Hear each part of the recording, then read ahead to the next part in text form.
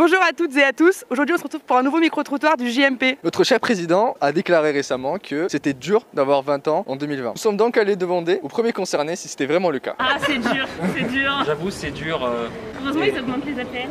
Les bénéficiaires des APL ne toucheront pas la prime de 150 € dont avait parlé Emmanuel Macron mercredi. Ah, On peut pas faire tout ce qu'on aimerait faire. Noni. On va pas sur nos 20 ans là. Ne t'inquiète pas, ça va bien se passer. J'ai 22 ans. Ça va bien se passer. Heureusement qu'il n'a pas dit qu'il m'interdisait d'avoir des amis. Hein.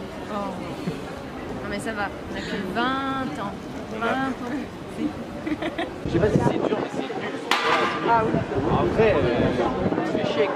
Ça va être de pire en pire et enfin, je sais pas, ça va être de on en a un petit peu marre, je pense. Et c'est nul. C'est nul. Ce qui est dur, c'est que on aimerait bien pouvoir sortir et aller en boîte et faire tout ce qu'un étudiant devrait faire. Et on peut pas aller en apron, on va être couvre-feu à 21h. C'est dur. C'est bien, ça va être bien les soirées, ça va être bien cette année. Franchement 2020, meilleure année. Est-ce qu'en tant que jeune, vous en avez un peu marre de vous faire cracher dessus peut-être? Bah surtout que les gouttelettes ça transmet le Covid donc on va éviter. Ouais, globalement, ouais, quand même. C'est Je la trouve que c'est culpabilisation. un peu facile en fait de culpabiliser, de trouver un bouc émissaire comme ça et de pas régler les vrais problèmes derrière. De dire que c'est les jeunes dans la sphère privée qui communiquent le Covid à travers les fêtes et tout. Et alors qu'en fait les problèmes c'est les effectifs dans les lieux publics et les lieux gérés par l'État, donc l'école, les hôpitaux, tout ça, où il y a une gestion de la crise qui est quand même assez lamentable.